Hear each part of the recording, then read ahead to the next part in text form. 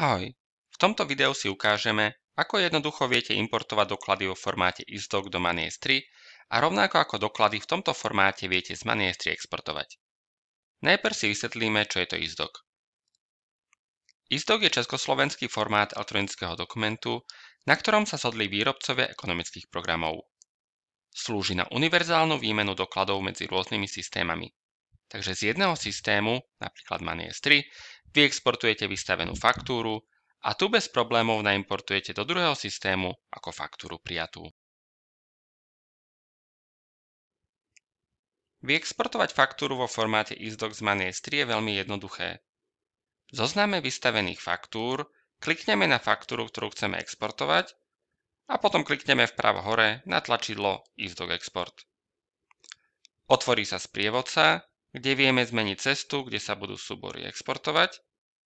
A tiež vieme zvoliť, ktoré z polí na skladových kartách bude označené ako identifikácia tovaru podľa kupujúceho, aby pri importe to odberateľ vedel spárovať so svojimi skladovými kartami v svojom programe.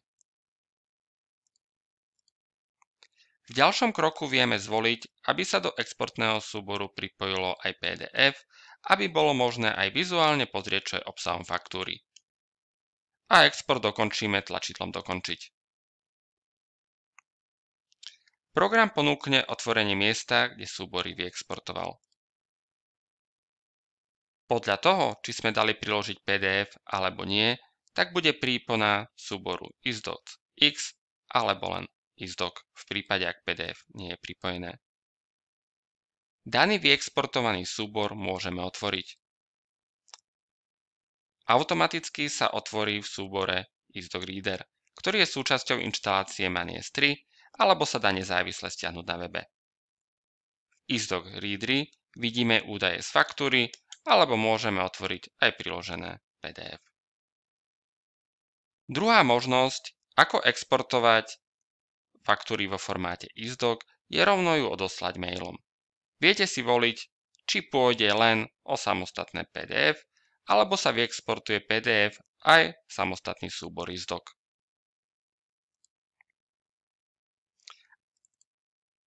Ak vyexportujete len PDF, tak to už v sebe obsahuje uloženú prílohu isdoc, čo signalizuje vodoznak a táto príloha sa dá zo súboru odberateľom priamo z PDF importovať.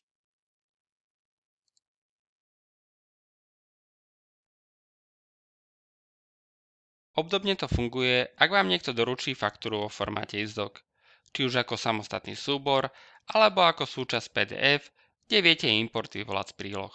Ďalší postup bude rovnaký.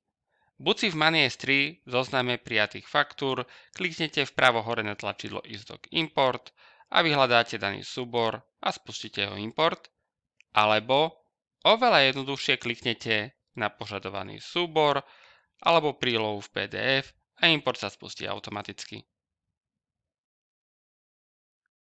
Ako prvé sa otvorí isdoc reader, kde vidím, čo faktúra obsahuje.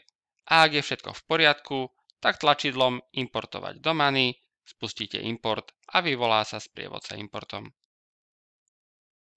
Ak máte Money už spustené, tak import kontroluje, či ste v agende, pre ktorý je faktúra určená.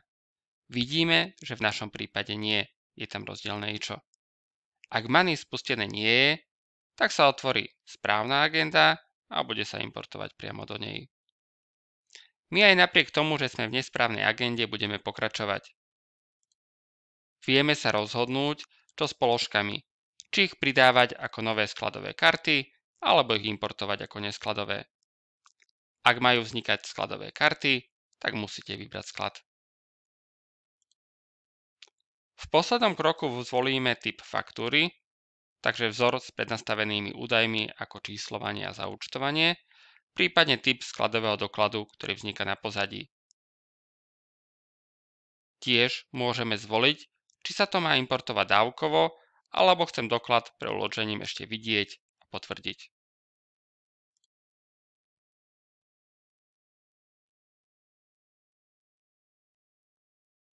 Takže hotovo a doklad sa nám naimportuje. A to je všetko. Práca s formátom isdoc uľahčí prácu vám aj vašim obchodným partnerom.